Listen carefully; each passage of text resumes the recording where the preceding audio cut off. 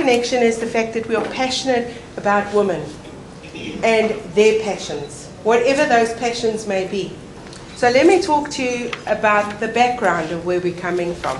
I'm 52 years old. Who's in that age category? Okay, a fair number of us. No. Okay, so now that's exactly the thing there. Pull the face. You know what? I am so grateful to be here at this age. It has been so freeing because I think about when I actually started work. Okay, for the youngsters, I know it's going to make me look very old, but that's okay. When I started work all those years ago, there were so many labels being put on me. I remember I was 21 years old and applying for a supervisor position that I was more than able to do, and I was told I was too young. Then I actually worked along and chuffed along like we always do, and gained a couple of years under the belt, nothing to do with me. Talk to God about that one. And it got to a point of where, okay, now I've got a couple of years under the belt. And then it was a case of, you're not experienced enough. And all the years, the ceiling has changed shape, color, size, material, but there's always been a ceiling. Then the country was liberated. I arrived at a point of thinking, when does that picture change for me? And suddenly, something happened in my life. I woke up and I realized it was about me. It wasn't about them because I was getting mad. I mean, I would stand on the chair and go, but can't you see me? This is me. I can offer you so much. Take me, please. I beg you.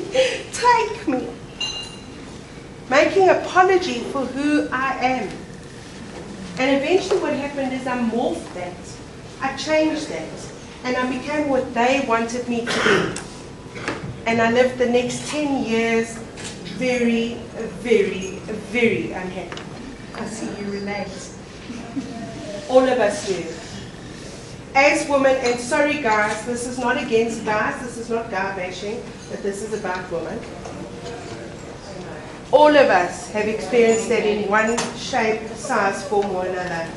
Either in our personal lives or in our business. No apologies required, only jackets. Joking. Okay.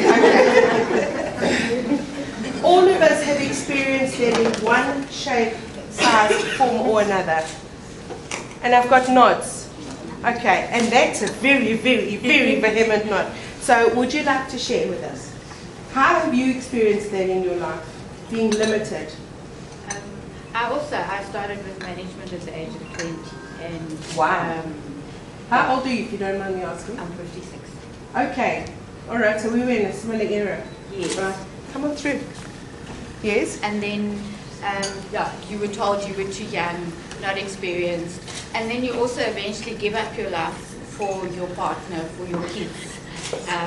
And it's always there's always something in front of you that's holding, that you can't fulfill what you want to do, because there's always that obstacle. You've got kids, grandkids, homes, all of that type of thing.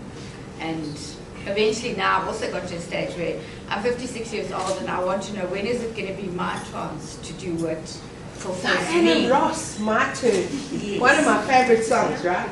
You've got to, there is nothing like it. Get Diana Ross's My Turn, and when you're doing housework or a chore, turn it up like full ball and sing along. I promise you it's a picker-upper.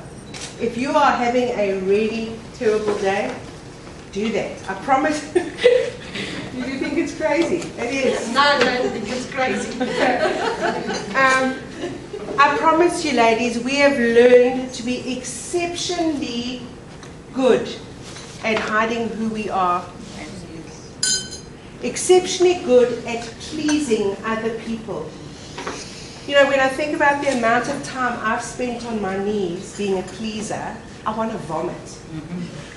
I want to chunk into that bucket and actually just say enough and push it away. And I have. Because one day I turned 50 and people said to me, when you turn 50 it's going to actually be different. It's going to be different. I thought, right, excuse me, I've been through 49 other birthdays. Nothing's changed, same freckles, same years, everything's the same. And I turned 50 and everything was fine for about 2 weeks. And then there was an incident where suddenly I realized just how free I was. Because suddenly I didn't care what anybody thought about the fact that I no longer wear a size 12, but I'm wearing a size 18. I didn't care about the fact that this hair is now graying. Salt and pepper, don't you love it? Okay? I didn't care about that. All of a sudden I came into a space of where I suddenly wanted to know, what is it that makes me howl at the moon? What is it that actually makes me walk those 5 kilometers in tight shoes? We all know that. Give yourself blisters to high heaven. What the hell for? Okay? And this is part of the journey that we have as women. And, okay, the older people in the room, I know that I'm tending to like kind of, I'm familiar in I'm 38 and I'm there now. Oh, you're there now? Yeah. High five. High five. Okay? This is a legacy we've got to stop giving our girls. Our grandchildren, our daughters. It's a legacy we've got to can. We've got to take it and bury it in those time capsules where 200 years from now they'll say, what? They did what? Because it doesn't make sense. It does not make sense. It never made sense. You know, I see those adverts from the 1950s. Okay? To make your man happy. You know those ones. Okay? Now, modern day, to make your man happy, you need to be happy. I mean, men joke all the time, I hear them. They joke and they say, to have a happy life, you need a happy wife. But unfortunately, that is not a job anybody else can do except ourselves. That is an inside job. Okay? The part that I actually deal with in terms of what I do is I'm just about to start a blog called Powder Room Politics. We all suffer from it. We walk into the powder room, the American version of the toilet, and there's somebody, a gorgeous younger woman, and she's got this cute little hour-shaped figure, and everything is still in place. It's not heading down to gravity. And you're looking at this and you're thinking to yourself, bitch. Okay? We do that to women. We do that to our sisters. We might not be related by blood, but we are related by gender. And more than that, we're related by power we don't yet recognize. We do not understand and have not taken cognizance of the fact that as the female part of the species, we are incredibly powerful. I mean, for heaven's sake, we give birth. That on its own should be enough, but it's never enough because we take ourselves for granted. So we can actually give birth. Whoopie-dee, so can she. Well, whoopie-dee for her too then. Okay? And that is what we do. In business, in our personal life, we don't take care of each other as women. We don't shout for the sister to come across the winning line. If we as women in South Africa, and South Africa is at an exciting time in history, and the future of this country lies in your hands. Because the changes that need to happen are not going to come from the old structures. They're going to come from women who demand that they change. And the only way that can happen is if you know who you are. If you are entrenched, have both feet down solid in who you are. And before that can happen, let me ask, what is your name? Hello, Miranda. Miranda, I'm going to ask you probably the most dignified question. How old are you? You are 64 years old.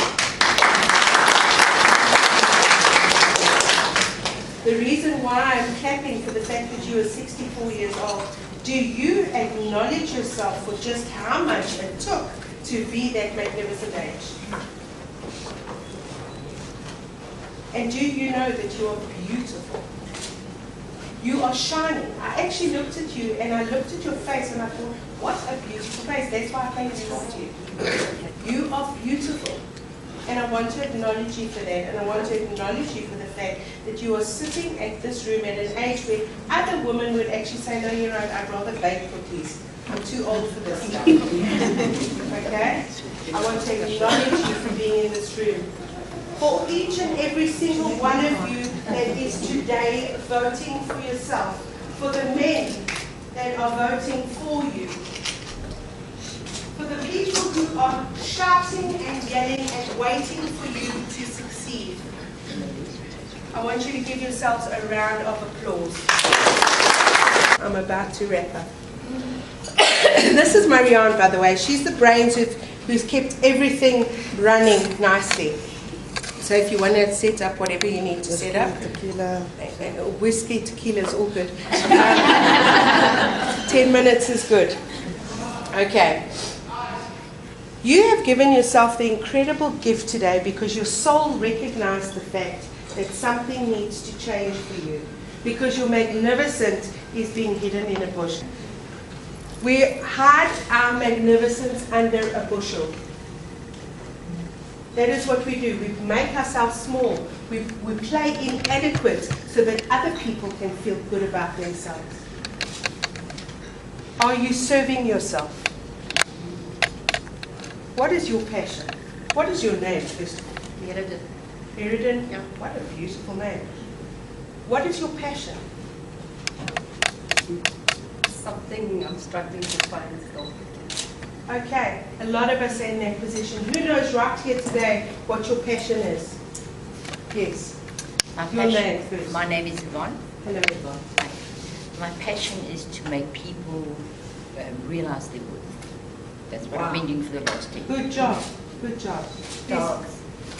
What is your name first? Sonia. Dogs. Yeah. Okay, you need to explain it. You make them sing, dance, or...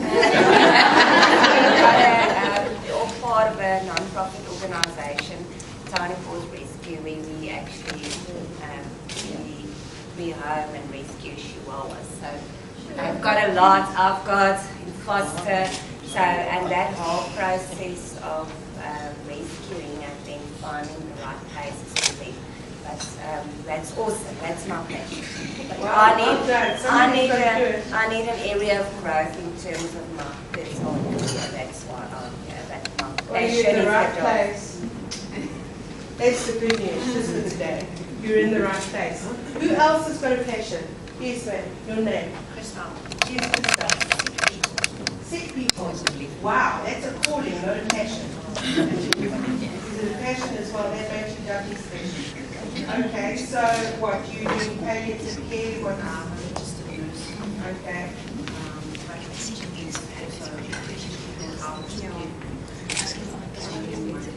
Can we clone you? Well done. Well done. Who else? Who else has got a dream that they want to fulfill? Yes. Ladies, please listen. Chantal. Yes. Teaching. Is that what you're currently doing? You're teaching adults, children, or teens? Teens. Okay, your place in heaven is already reserved. Okay. All right. With regards to our teens, ladies, you basically are the captain of the ship for your families, for your relationships. And relationships might not be romantic relationships, they could even be friendships. And what you need to realize is that you're the captain of that ship. It's up to you. And if you are not in a state of where you are able to support someone else, how many people have been on a plane in this room? Okay, most of us. So, they do that whole safety talk, they stand. You know that one? Okay. Remember they talk about the oxygen mask that comes down. Why? Why do we have to put it on ourselves first? can't help somebody else if you don't help yourself first. Let Hero say more. Okay? If you are dead, who's to say that you don't have the cure for cancer? Who's to say that you don't have a methodology that actually stops teens from committing suicide? Who's to say that you don't have a solution for the water problem in Africa? But if you're so busy actually not ensuring that your own self is in a space of good, there's no way that you can fulfill that higher purpose. So, without further ado, I'm now going to wrap this up. My part, anyway. And I'm going to say to each and every single one of you, you are worthwhile. You are special. You are unique. You are needed. What you do, your place and space on this planet is on purpose. It's not a mistake. Everything that you think you should be doing is true. Now, what I'd like you to do is stand back. Put down your books, your coffee cups. If everybody wants to actually give me their coffee cups now, I can pass it on. We'll create a little factory thing, right? Okay, there we go. So the first thing that I want you to do is, I want you to take your arms and lift them straight up. Stretch. Now go onto your toes. Stretch. Feel your spine, feel your calves complaining. Stretch. And slowly, gently, gently drop it down. Okay. So now I want you to turn to the woman next to you. This is the part that makes everybody uncomfortable in church, by the way. I want you to turn to the person next to you, and I want you to look at them for a whole 15-20 seconds. No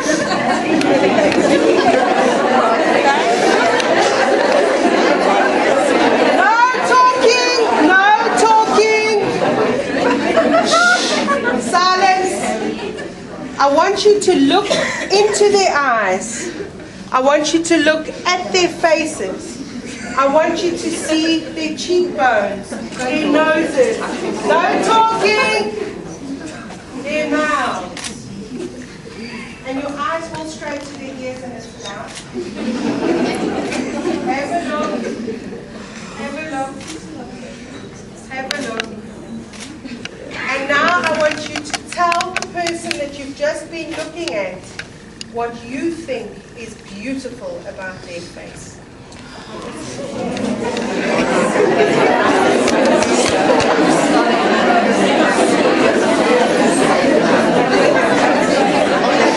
And when you have done that, sit down.